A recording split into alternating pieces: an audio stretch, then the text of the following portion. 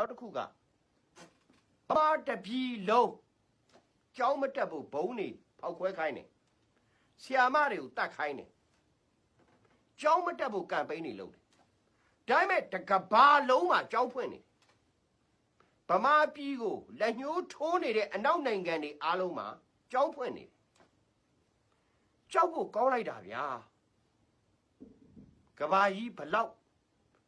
လူရုပ်မှာများသွားပြီလဲဆိုတာကိုခင်ဗျားတို့သိအောင်ကျွန်တော်ပြောတာခင်ဗျားတို့တက်တဲ့ကြောင်းမှာကာကွယ်ရေးဦးစီးချုပ်ဗိုလ်ချုပ်မှုကြီးမင်းအောင်လှိုင်သည်မြန်မာပြည်ဤမဟာဧကရဖျားလောင်းဖြစ်တယ်လို့ပြဋ္ဌာန်းကြည့်ခင်ဗျားကျွန်တော်မနှက်ဖြင့်ထားပြဿနာရှာအသစ်ပြဋ္ဌာန်းထားတဲ့စာတစ်ကြောင်းမှမရှိဘူးနော်ကျွန်တော်အဲ့ဒါကိုပြောနေတာမယုံရင်ပြဋ္ဌာန်းရင်ပြဋ္ဌာန်းကြည့်လိုက်စမ်းပါအရင်စာတွေပဲတင်တာအရင်ဆရာမတွေပဲစီရီယန်ဝင်တဲ့ဆရာမတွေလည်းစီရီမအန်တော့ပဲနဲ့ကျောင်းကိုကလေးတွေကိုစာပြန်တင်တော့မယ်ဆရာမတွေပါအသက်ခံရတာဗျအဲ့ဒါကိုကဘာကြီးကပတ်စံပေးတယ်စင်ကာပူနိုင်ငံကဘလောက်ရုပ်မှလဲဆိုရင်အဲ့ဒီကျောင်းတွေမဖွင့်ဖို့စင်ကာပူနိုင်ငံမှာအလှူခံတာကို openly ဖွင့်ထားပေးတယ်ဗမာပြည်ကိုပတ်စံပို့ပြီးတော့လှုပ်ရှားခိုင်းဖို့နော်လီရှန်လို့မင်းလာခဲ့လိုက်စမ်းပါ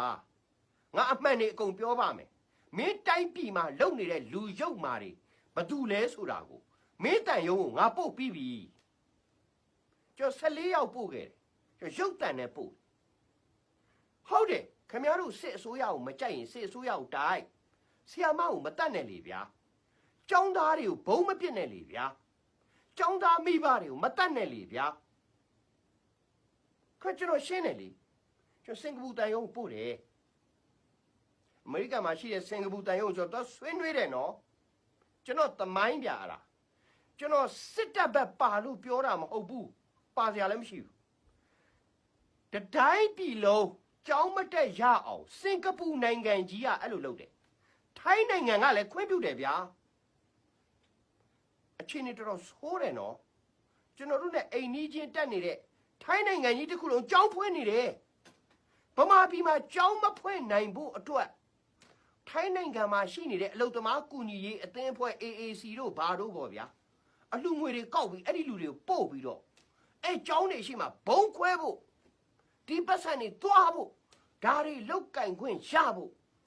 ခွင့်ပြုတယ်ဗျာကျွန်တော်ထိုင်းကိုမုန်းစရာလည်းမရှိပါဘူးထိုင်းကအမတန်ယဉ်ကျေးပါတယ်ဗုဒ္ဓဘာသာနိုင်ငံပါဒါကျွန်တော်အိန္ဒိယချင်းနိုင်ငံတစ်ခုပြောပြတာအိန္ဒိယလက်မခံဘူးဗျာအဲ့ဒါလက်မခံဘူးအိန္ဒိယခင်ဗျာအိန္ဒိယမှာအဲ့လိုအလှငွေကောက်ကြည့်ကျွန်တော်လုပ်ပြမယ်မနေ့ပြင်ဒါအမေရိကန်လက်ခံတယ်ဗျာအင်္ဂလန်လက်ခံတယ်ဗျာဒိန်းမတ်လက်ခံတယ်ဗျာဆွီဒင်လက်ခံတယ်ဗျာနော်ဝေလက်ခံတယ်ဗျာချက်ရီပဘလစ်ဆိုအဆိုးဆုံးဗျာအဲ့လောက်ကိုကျွန်တော်တို့တိုင်းပြည်ကိုတတိုင်းပြည်လုံးကြောင်းမတက်နဲ့ကြောင်းနေအရှိမဘုံဖောက်ခွဲဖို့သူတို့နိုင်ငံတွေမှာအဲ့ဒီလူတွေအလှခံနေတာကိုလက်ခံနေဗျာအဲ့ဒီပတ်စံတွေပို့ဖို့လဲသဘောတူတယ်ဗျာကျွန်တော်တို့တိုင်းပြည်ကကလေးတွေကြောင်းမတက်ရတော့တကဘာလုံးကြောင်းတက်နေတယ်ဗျတကဘာလုံးစာသင်နေတယ်ဗျကျွန်တော်တို့တိုင်းပြည်မှာဘုံတွေဖောက်ခွဲဖို့အဲ့ဒီကဘာကြီးကကူညီတယ်ဗျဒါကျွန်တော်မှားသလား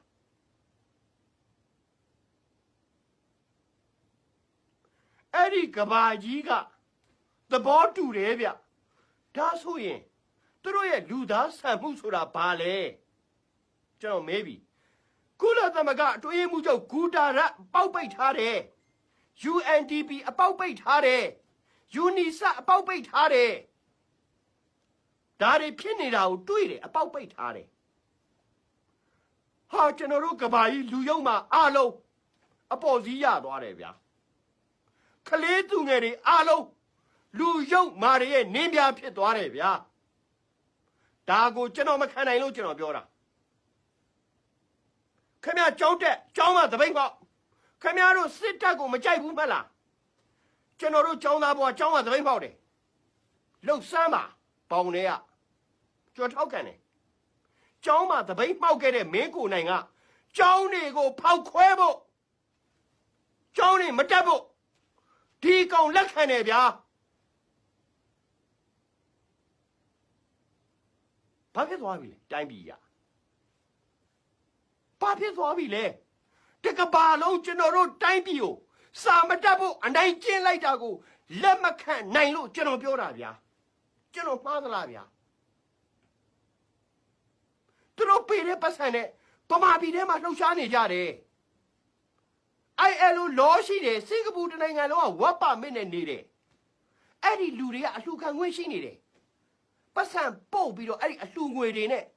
ဖောက်ခွဲခိုင်းခွင့်ရှိနေတယ်ကြောင်းမတက်ဖို့လှုပ်ရှားခိုင်းခွင့်ရှိနေတယ်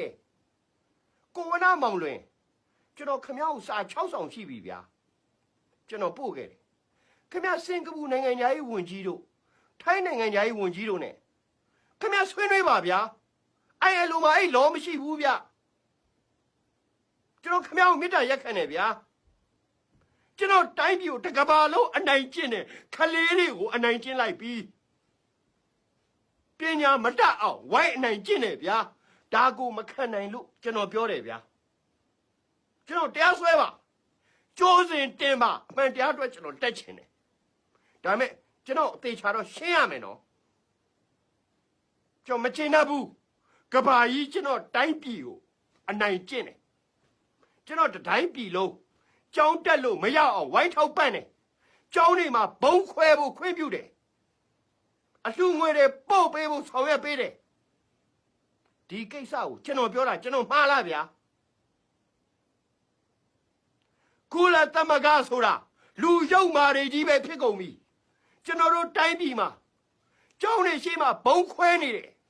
ဘုံတွေထောင်းနေတယ်ကျောင်းသားမိဘတွေကိုတတ်နေတယ်ဆရာမတွေကိုတတ်နေတယ်အဲ့ဒီကုလသမဂ္ဂဂူတာရတ်ဆိုတဲ့တလိษံတစ်လုံးမှပြောဘူးခကြောက်ဖို့ကောင်းနေဗျာဖွင့်မှာခင်ဗျားတို့ကျောင်းကိုဖွင့်ဝိုင်းလို့ကျောင်းထဲကနေပြန်တိုက်အောင်ရတယ်ကျွန်တော်အဲ့ဒီထောက်ခံတယ်ဘောင်ထဲကလှုပ်ဆန်းပါဗျာနိုင်ငံရေးကိုခင်ဗျားတို့စီးလို့ဘောင်လို့မလုပ်ပါနဲ့တေကုန်ပြီးကျောင်းသားမိဘတွေဆရာမတွေတေပြီးဆရာတွေတေပြီးအဲ့ဒါကိုထောက်ခံနေတဲ့ကဘာကြီးကိုယနေ့ကျွန်တော်ကိုရှယ်လေးအမေရိကန်အစိုးရအပါအဝင်အားလုံးကိုမတရားတာမို့လို့ဆန့်ကျင်ပါကြောင်းတင်ပြရင်းနဲ့ဒီမှာကျွန်တော်ကိုရန်နာခွင့်ပေးပါဗျာ